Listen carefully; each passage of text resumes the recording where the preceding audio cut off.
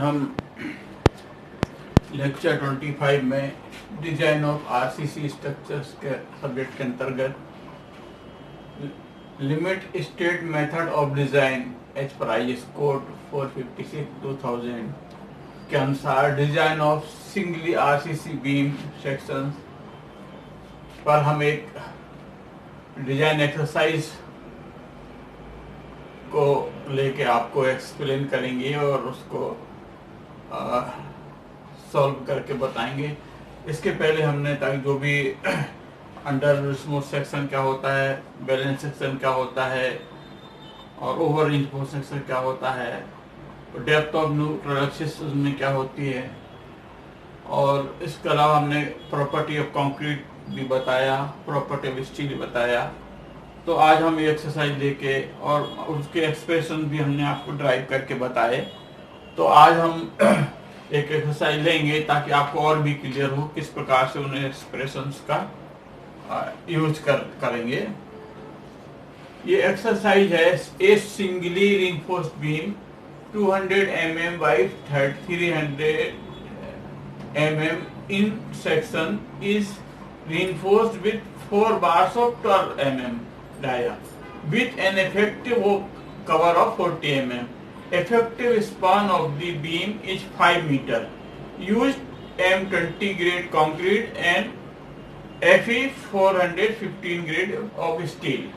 Determine the central concentrated load P that can be carried by the beam in addition to its self weight. तो ये exercise इस प्रकार है कि जैसे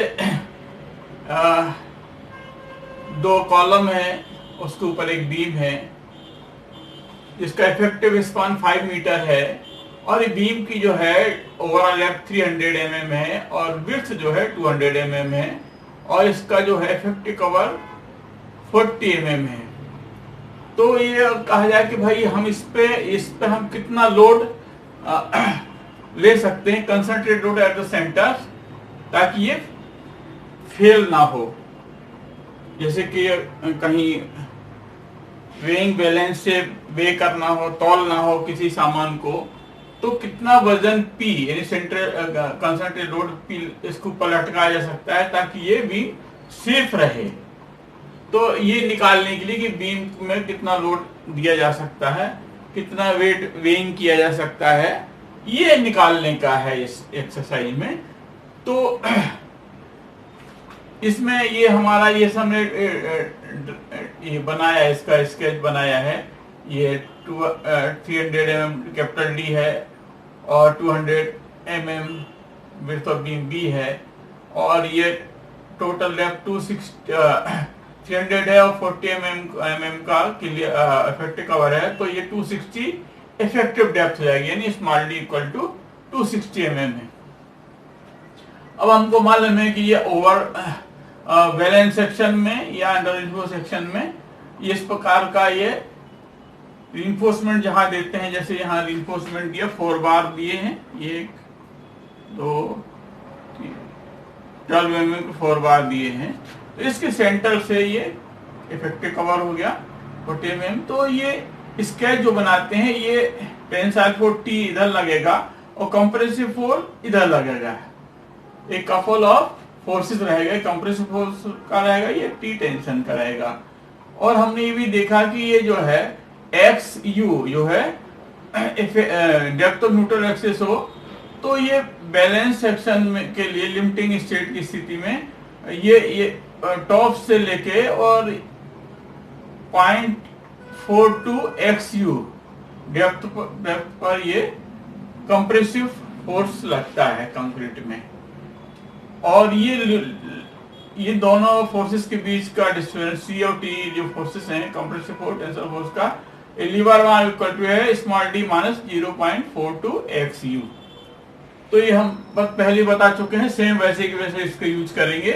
तो given data M20 grade concrete दिया है, Fe 415 ग्रेड का स्टील दिया है, L small N effective span 5 metre दिया है, स्पान इसमें डायरेक्ट दिया हुआ है और नहीं दिया हुआ तो अपन निकाल लेते हैं। इसका मतलब तो तरीका है कि इसके सपोर्ट के सेंटर से बीच का डिस्टेंस यानी क्लियर दिया होता तो इसके विड्थ का और जोड़ देते तो हमको इफेक्टिव स्पान मिल जाता। और इसमें चूंकि दिया हुआ है 5 metre effective span, capital D 300 mm, effective cover 40 mm, तो effective depth D equal to 300 minus 40 equal to 260 mm। Width of beam 200 mm दिया है।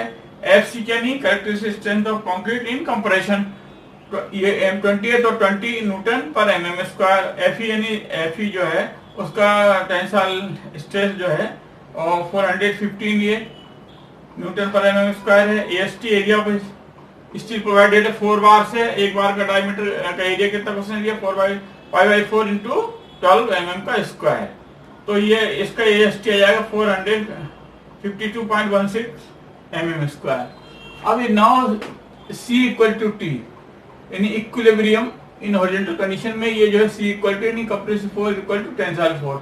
C इक्वल टू हम पहले देख चुके हैं 0.36 FC के B इंटू XU है ना। तो ये एक कंप्रेसिव फोर्स है, ये एरिया ऑफ सेक्शन है B और XU ये है, तो ये एरिया हो गया equal to T 8.87 F Y into AST, ये स्ट्रेस हो गया स्टील का और ये एरिया ऑफ स्टील का होगा, तो ये टेंसाइल फोर्स हो गया। अब फिर इसको फर्दर 0.36 FC के 20 लिख दिया, B 200 दिया हुआ है, XU equal to 0.87 F Y की वैल्यू 415 है और AST हमने निकाला है इधर पे, तो ये 452.16 mm स्क्वायर आ गया। और XU कितना हो जाएगा, दिस अपॉन दिस, तो ये अपॉन ये आ जाएगा।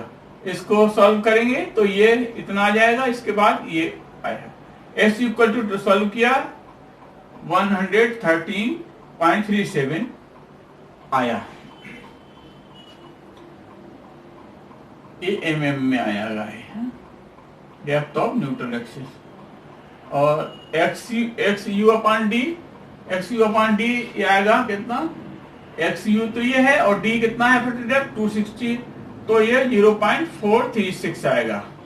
ये क्यों निकाला अब आपको अभी समझ जाएंगे कि XU लिमिटिंग स्ट्रेंथ यानी माने बैलेंस सेक्शन में अपॉन D फॉर 415 के लिए 0.48 है। अब हमने निकाल के बताया था इसको पहले कि अगर FE 250 हो यानी माइल्ड हो तो XU लिमिट अपॉन D होता है 0.53 होता है। अगर 415 हो ग्रेड ऑफ स्टील FE 415 हो तो 0.48 होता है, और अगर FE 500 हो तो 0.46 होता है। ये वैल्यू होती है, आपको याद करना पड़ेगी। ये इसको हमने ड्राइव भी करके बताया किस प्रकार से आती हैं। तो आप ये देख सकते हैं XU के यहाँ कितना है 100, XU अपॉन D कितना है, XU अपॉन D कितना है ये 0.436, और XU लिमिट D कितना है 0.48, यानी ये कम है, XU D कम है और ये XU लिमिट D ज्यादा है। तो यानी ये देखिए हाँ, इसलिए XU is less than XU limit, यानी ये अंडर रिइंफोर्स्ड सेक्शन हो गया। ये सेक्शन को चेक किया अपन ने कि क्यों हमने ये निकाला था XU अपॉन D, ये चेक करने के लिए सेक्शन हमारा अंडर रिइंफोर्समेंट है, बैलेंस सेक्शन है या ओवर रिइंफोर्स है, तो अंडर रिइंफोर्स सेक्शन आया, तो ये करेक्ट है। फिर ये वैल्यू जो XU निकाली है 113.32 करेक्ट है। नाउ MU यानी moment of resistance equal to compressive force into lever arm. MU और कंप्रेसिव फोर्स हम फिर से इसमें लिखेंगे 0.36 इस ऊपर लिखा है, FC के V इंटू XU, और लीवर आर्म कितना है ये अपन ने यहाँ देखा है D माइनस 0.42 XU। इसकी सबकी वैल्यू रख देंगे, FC के 20 है, B 100 है, XU ये निकाला अपन ने 113.37, D 260 माइनस 0.42 इंटू XU निकाला 130.36।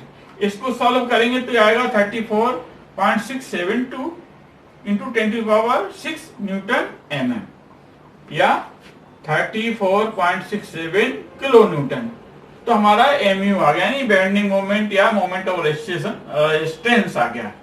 तो अब फर्दर निकालें सेल्फ वेट क्या है इसका, एक क्रॉस 0.2 विड्थ है 200 मीटर यानी 0.2 मीटर हो गया, और ये 0.3 डेप्थ हो गया, और 225 specific gravity of RCC density of RCC. W equal to कितना आएगा, ये 1.5 हल किया, 1.5 किलो न्यूटन पर मीटर आ गया। अब डिजाइन वेट निकालते हैं, उसमें 1.5 गुना कर देते हैं, 1.5 टाइम्स कर देते हैं। हमने देखा है पार्शियल सेफ्टी फैक्टर के लिए 1.5 को मल्टीप्लाई करते हैं, ये डिजाइन लोड आ जाएगा, design self weight, design self load आ जाएगा 2.25 किलो न्यूटन पर मीटर आ जाएगा। अब सेकंड क्या निकालें, डिजाइन, ये कंसंट्रेटेड लोड जो पी निकालना है, तो पी यू यानी अल्टीमेट लोड यानी डिजाइन लोड 1.5 इंटू पी आ जाएगा। Design moment M U, design moment M U कितना है, W U L square by 8 bending moment, और पी यू एल अपॉन 4, ये पी यू किसका, कंसंट्रेटेड लोड का, पी यू एल अपॉन 4 आएगा। इसको वैल्यू रख देंगे, डब्ल्यू यू के यहाँ निकाला 2.25 निकाला, एल कितना है 5 है, स्क्वायर अपॉन 8 इंटू 1.5, ये पी यू कितना है 1.5 पी इंटू एल अपॉन 4। इसको सॉल्व करेंगे, एम यू कितना निकाला, इसको एम यू की जगह यहाँ रख दिया 34.67, और इसकी सॉल्व कर 7.03 प्लस 1.875 पी आएगा। अब इसको सॉल्व करेंगे, पी इक्वल टू आएगा 27.64 अपॉन 1.875, तो पी इक्वल टू कितना है 14.74 किलो न्यूटन। यही हमको निकालना था कि कितना लोड हम इसको लटका सकते हैं या इसको सेंटर पर रख सकते हैं ताकि बीम हमारा सेफ रहे। तो इसका पी की वैल्यू 14.74 किलो न्यूटन हमारा आ गया। तो आपको ये एक्सरसाइज से और क्लियर हुआ होगा। तो आपको ये अच्छा लगा हो तो इसको लाइक करें, स्टूडेंट को शेयर करें ताकि उनको इसका लाभ मिले। चैनल को सब्सक्राइब कर बेल बटन को प्रेस करें ताकि जो भी वीडियो हम डालें आपको तत्काल इसकी जानकारी मिले। Okay, thanks.